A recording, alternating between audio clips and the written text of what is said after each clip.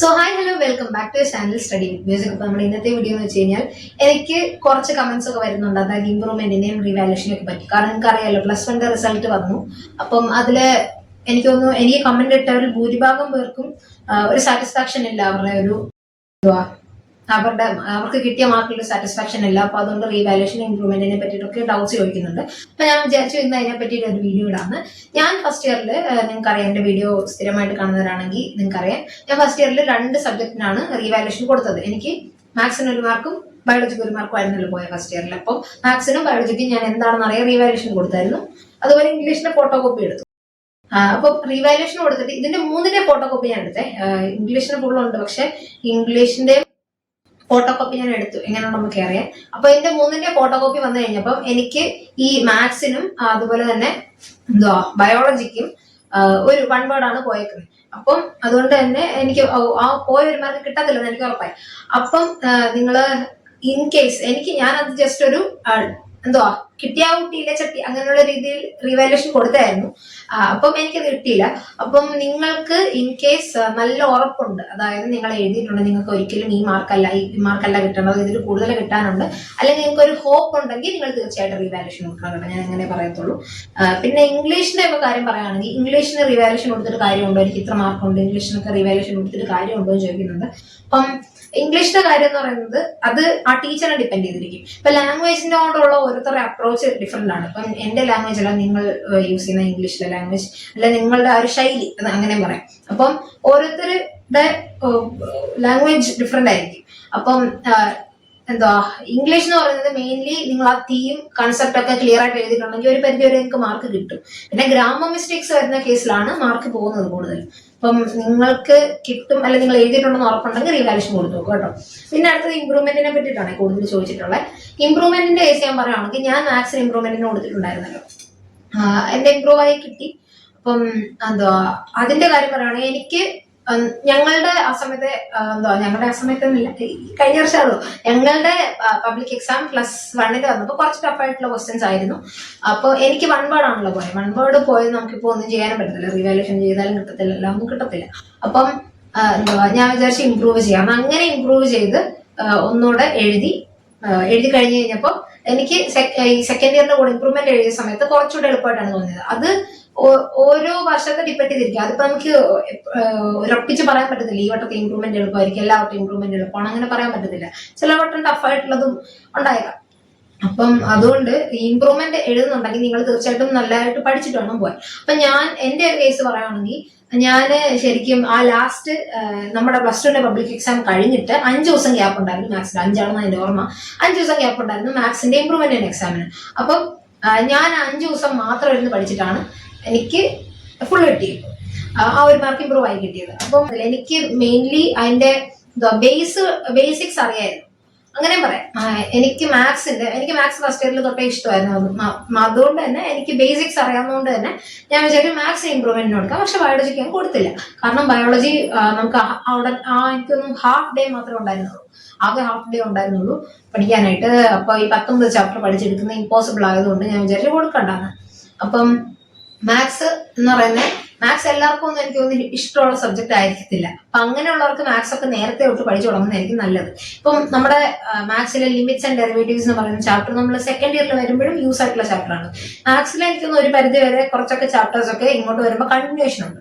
അപ്പൊ അതുകൊണ്ട് +2 പഠിച്ച് കഴിഞ്ഞിട്ട് ഇപ്പോഴത്തെ ഒരു സിറ്റുവേഷൻ വെച്ചിട്ട് +2 കഴിഞ്ഞിട്ട് +2ന്റെ കൂടെ അല്ലേ ഇംപ്രൂവ്മെന്റ്, അപ്പം അതും ഇതുകൂടെ ആകുമ്പോൾ നിങ്ങൾക്ക് ഏകദേശം മാത്സ് ഒക്കെ ഒന്ന് സെറ്റ് ആവും. കാരണം കണ്ടിന്യൂഷൻ ഉള്ളതുകൊണ്ട് അങ്ങനെ ഫുള്ളി മറന്നു പോകാൻ സാധ്യതയില്ല. ഇപ്പൊ ഫോർ എക്സാമ്പിൾ ഇപ്പൊ സ്റ്റാറ്റിസ്റ്റിക്സിന്റെ ആ ചാപ്റ്റർ ഒക്കെ എന്ന് പറയുന്നത് നമുക്ക് കണ്ടിന്യൂഷൻ ഇല്ല. അപ്പൊ അങ്ങനെയുള്ള ചാപ്റ്റേഴ്സ് ഒക്കെ മറന്നു പോയല്ലേ ഉള്ളൂ, അല്ലാതെ ഡിഫറൻസിയേഷനോ അങ്ങനെയുള്ളതൊന്നും നിങ്ങൾ മറന്നു പോകത്തില്ല. അപ്പൊ അതുകൊണ്ട് നിങ്ങൾക്ക് അതൊക്കെ നല്ല രീതിക്ക് അത്യാവശ്യം അറ്റൻഡ് ചെയ്യാൻ പറ്റും.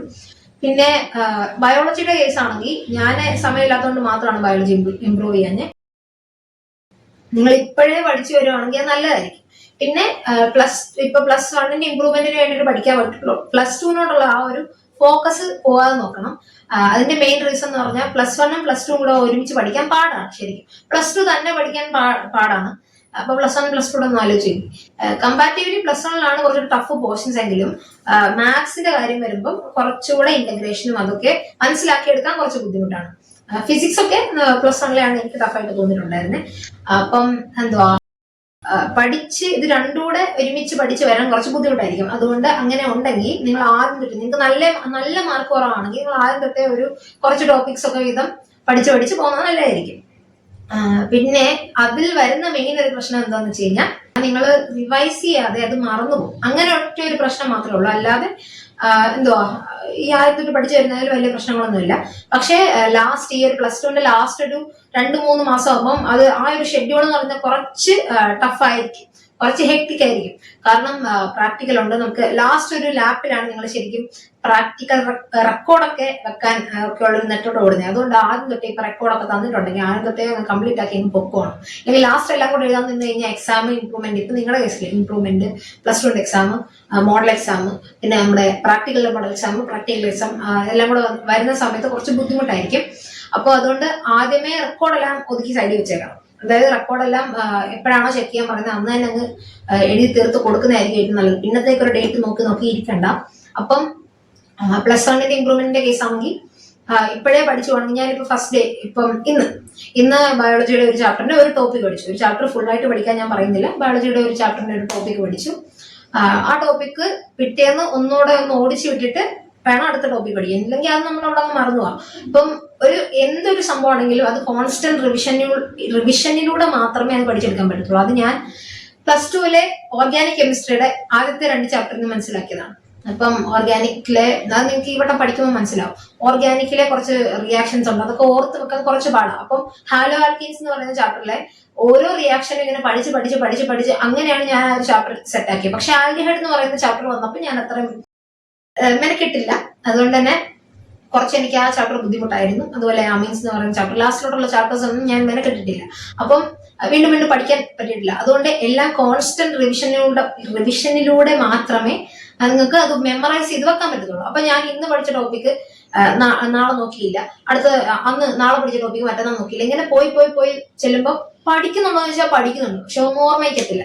എന്തേലും അവിടെ ഇവിടെ അറ്റമൂലയ്ക്ക് ഓർമ്മ കാണുമായിരിക്കും, പക്ഷെ നമ്മൾ പഠിച്ചതിനൊരു എഫക്ട് ഇല്ലാതെ ആയിരിക്കും. അപ്പം നിങ്ങൾക്ക് 2 ഓപ്ഷൻ ഉണ്ടോ. ഒന്നെങ്കിൽ നിങ്ങൾക്ക് നേരത്തെ ഇതുപോലെ ഇങ്ങനെ പതുക്കെ പഠിച്ച് റിവൈസ് കൂടെ ചെയ്ത് പോകാം. അങ്ങനെ ഉണ്ടെങ്കിൽ ലാസ്റ്റ് എടുക്കുമ്പോൾ നിങ്ങൾക്ക് ഒരു എല്ലാം കൂടെ കുഴഞ്ഞു പറയുന്ന ഒരു ഷെഡ്യൂൾ ആവത്തില്ല. എല്ലാം ഇപ്പം പെർ ഡേ ഞാൻ പറയാം, ഇന്ന് നിങ്ങൾ 3 മണിക്കൂർ പഠിക്കുന്നുണ്ടെങ്കിൽ ഒരു 1/2 മണിക്കൂറിലെ ഒരു 1 മണിക്കൂർ +1ന്റെ ചാപ്റ്റേഴ്സിനോട് വേണ്ടി മാറ്റി വെക്കാം. സെക്കൻഡ് കാര്യം എന്ന് പറയുന്നത് ലാസ്റ്റ് വരുന്ന ആ ഒരു സമയം നിങ്ങൾക്ക് +2ന്റെ പോർഷൻസ് ഒക്കെ നേരത്തെ കവർ ചെയ്യുക. എന്നിട്ട് ഞാൻ ഒരുപാട് മാർക്ക് കുറവുള്ളവരെ അല്ലെങ്കിൽ A+ വേണ്ടിയിട്ട് നോക്കുന്നവർ അങ്ങനെയുള്ളവർക്ക് വേണ്ടി ഞാനിത് പറയുന്നുള്ളൂ. അല്ലാതെ ചെറിയ മാർക്ക് കുറവുള്ളവരൊക്കെ നിങ്ങൾക്ക് പറ്റുമെന്നുണ്ടെങ്കിൽ കുറച്ചാൾ മുമ്പ് മാത്രം പഠിച്ചാൽ മതി, അതായിരിക്കും നല്ലത്. കാരണം +2 കോൺസെൻട്രേറ്റ് ചെയ്യുന്നതായിരിക്കും നല്ലത്. പിന്നെ ഇപ്പൊ 2-3 സബ്ജക്ട്സ് ഒക്കെ ഉള്ളവരുണ്ടല്ലോ, അങ്ങനെയുള്ളവർക്കും ഇങ്ങനെ ചെയ്യുന്നതായിരിക്കും നല്ലത്. ഈ പറയുന്ന മെത്തേഡ്, അതായത് ആദ്യം തൊട്ടേ കുറച്ച് പഠിച്ചു പോകുന്നതായിരിക്കും നല്ലത്. അല്ലെങ്കിൽ ലാസ്റ്റ് വരുമ്പോൾ കുറച്ച് ബുദ്ധിമുട്ടായിരിക്കും. പിന്നെ രണ്ടാമത്തെ ഓപ്ഷൻ എന്ന് പറയുന്നത് ലാസ്റ്റ് എനിക്ക് എല്ലാം കൂടെ പഠിക്കാം. +2ന്റെ പോർഷൻസ് ഒക്കെ നേരത്തെ റിവൈസ് ചെയ്ത് കവർ ചെയ്ത് ഒതുക്കി വെച്ചിട്ട് ലാസ്റ്റ് പഠിക്കാം. പക്ഷെ അത് എല്ലാവർക്കും ഒന്നും അപ്ലൈ ചെയ്യാൻ പറ്റുന്ന കാര്യമില്ല. അതുകൊണ്ടാണ് ഞാൻ പറഞ്ഞപ്പോൾ ഓരോ ദിവസം പതുക്കെ കുറച്ച് ടോപ്പിക്സ്, ഒരു ചാപ്റ്ററിന് ഞാൻ പറയത്തില്ല, കുറച്ച് ടോപ്പിക്സ് വെച്ച് മാത്രം കവർ ചെയ്ത് പോയാൽ രണ്ടും നടന്നു പോയിക്കോളും. +2 നടക്കും, +1 നടക്കും, അങ്ങനെ പൊക്കോളും. പിന്നെ ഒരുപാട് മാർക്കുള്ളവർ മാത്രം ഇംപ്രൂവ്മെന്റ് ഇങ്ങനെ ഒരു രീതിയിൽ അപ്രോച്ച് ചെയ്ത്, മാർക്ക് കുറവുള്ളവർ മാത്രം ഇംപ്രൂവ്മെന്റ് ഇങ്ങനെ ഉള്ള ഒരു രീതിയിൽ അപ്രോച്ച് ചെയ്താൽ മതി. അല്ലാത്തവർ നിങ്ങൾക്ക് പറ്റുമെന്നുണ്ടെങ്കിൽ ലാസ്റ്റ് കിട്ടുന്ന സമയത്ത് തന്നെ അങ്ങ് ചെയ്ത് പോയി കഴിഞ്ഞാൽ മതി. പിന്നെ ഒരു കാര്യം എന്ന് പറഞ്ഞു കഴിഞ്ഞാൽ നമ്മളിപ്പോ റീവാലുവേഷൻ ചെയ്ത് കഴിഞ്ഞിട്ട് എനിക്കൊന്നും കുറെ പേർക്കുള്ള സംശയമായിരിക്കും. റീവാലുവേഷൻ കൊടുത്തിട്ട് മാർക്ക് നമുക്ക് കുറഞ്ഞ റിവാലുവേഷൻ അല്ലെങ്കിൽ ഇംപ്രൂവ്മെന്റ് രണ്ടും ഞാൻ പറയാം, കൊടുത്തിട്ട് മാർക്ക് നമുക്ക് കുറഞ്ഞു കഴിഞ്ഞാൽ നമ്മുടെ മാർക്ക് സർട്ടിഫിക്കറ്റ് വരുമ്പോൾ കുറച്ച് കാണിക്കും. ഇല്ല, നമുക്കിപ്പം ഞാൻ ഈ വർഷം ഇറങ്ങിയതല്ല, അപ്പൊ ഞങ്ങളുടെ സമയം വരെയുള്ള കാര്യം പറയുകയാണെങ്കിൽ ഇതുവരെ അങ്ങനെയല്ല, ഞങ്ങൾക്ക് കൂടിയ മാർക്കാണ് കാണിച്ചിരുന്നത്. ഇപ്പം എനിക്ക് മാത്സിന് 100ലെ കാര്യം പറയണ്ട, 92 മാർക്ക് ഉണ്ടെങ്കിൽ ഞാൻ ഇംപ്രൂവ്മെന്റ് എഴുതി കഴിഞ്ഞപ്പോൾ എനിക്ക് 89 മാർക്കേ ഉള്ളെങ്കിൽ 92 മാർക്ക് മാത്രമേ കാണിക്കൂ. ഇംപ്രൂവ്മെന്റ് മാർക്കേ കാണിക്കത്തില്ല, കൂടിയ മാർക്ക് മാത്രമേ കാണിക്കത്തുള്ളൂ കേട്ടോ റിസൾട്ട് നോക്കുമ്പോൾ. അപ്പം നിങ്ങൾക്ക് ആ ഒരു ഡൗട്ട് മാറിയെന്ന് വിശ്വസിക്കുന്നു. ഇപ്പൊ ഇനി പുതിയതായിട്ട് വല്ല നിയമം വന്നാലേ ഉള്ളൂ, അതായത് ഞങ്ങളുടെ സമയം വരെ, അതായത് ഈ വർഷം വരെ എങ്ങനെയായിരുന്നു. പിന്നെ അപ്പൊ ഇംപ്രൂവ്മെന്റ് എക്സാമിനെ പറ്റിയിട്ട് എങ്ങനെയാണ് പറയാനുള്ളത്? നിങ്ങൾക്ക് ഞാൻ ഈ പറഞ്ഞിട്ട് 2 ഓപ്ഷൻ ഉണ്ട്. ഇപ്പോഴേ പതുക്കെ കുറച്ച് ബേർഡൻ ഇല്ലാതെ ഇങ്ങനെ പഠിച്ചു പോവാം, അല്ലെങ്കിൽ ലാസ്റ്റ് ആകുമ്പോൾ കുറച്ച് ബുദ്ധിമുട്ടായിരിക്കും, എന്നാലും നിങ്ങളെ കൊണ്ട് മാനേജ് ചെയ്യാൻ പറ്റുമെങ്കിൽ ലാസ്റ്റ് തന്നെ പഠിച്ചാൽ മതി. പിന്നെ എന്റെ ജെയുടെ കാര്യം പറയാം. ജെയുടെ കാര്യം ഒരാൾ ചോദിച്ചിട്ടുണ്ടായിരുന്നു, ജെ പ്രിപ്പറേഷൻസ് ഒക്കെ എവിടം വരെ ആയെന്ന്. ഞങ്ങൾക്കിപ്പം ഓൺലൈൻ ക്ലാസ് നടന്നുകൊണ്ടിരിക്കുക. മെയ് 19 തീയതി സ്റ്റാർട്ട് ചെയ്തതാ ഓൺലൈൻ ക്ലാസ്. ഇപ്പം ഇന്ന് ഒരു എക്സാം ഉണ്ട്, മെട്രിക്സും റയോപ്റ്റിക്സും പിന്നെ നമ്മുടെ സൊല്യൂഷൻസ് എന്ന് പറയാം. ഈ 3 ചാപ്റ്ററോടെ ഒരു എക്സാം ഉണ്ട് ഇന്ന്. പിന്നെ നാളെ മറ്റന്നാളും അതിന്റെ നാളെ ക്ലാസ്സിലാന്ന് തോന്നുന്നു. 7-8 ദിവസങ്ങളിലാണ് ഇവിടെ ഹോസ്റ്റലിൽ ചെല്ലേണ്ടത്. ഞാൻ 8-ാം തീയതി പോകുന്നത്. പിന്നെ 9-ാം തീയതി ക്ലാസ് തുടങ്ങും. അങ്ങനെ ജെയുടെ കാര്യങ്ങളൊക്കെ അങ്ങനെ. പിന്നെ ഇനി എപ്പോഴാണ് വീഡിയോ ഇടാൻ പറ്റുന്നതെന്ന് അറിയത്തില്ല. നമുക്കിപ്പം ആഴ്ചയിൽ 3 ദിവസമാണ്. എനിക്ക് തൊണ്ടയ്ക്ക് ചെറിയ കുഴപ്പമുണ്ട് കേട്ടോ. ആഴ്ചയിൽ 3 ദിവസം നമുക്ക് ഫോൺ കിട്ടത്തുള്ളൂ, 1 മണിക്കൂർ വീതം. അതുകൊണ്ട് എങ്ങനെയാണ് നമുക്ക് വീട്ടിലൊക്കെ വിളിക്കണ്ടേ? അപ്പം വീഡിയോ ഇടുന്ന കാര്യമൊക്കെ സംശയമാണ്. എന്നാലും സമയം കണ്ടെത്തി നോക്കാം, സമയം കിട്ടുമ്പോൾ. അപ്പം ഇനി അടുത്തൊരു വീഡിയോ ആയിട്ട് താമസിയാതെ കാണാം. ഹോസ്റ്റലൊക്കെ പോകുന്നില്ലേ, അപ്പം അതിന്റെയൊക്കെ വീഡിയോ ചിലപ്പോൾ വരും. അപ്പം അങ്ങനെ താമസിയാതെ കാണാം. Till then, thank you and have a nice day.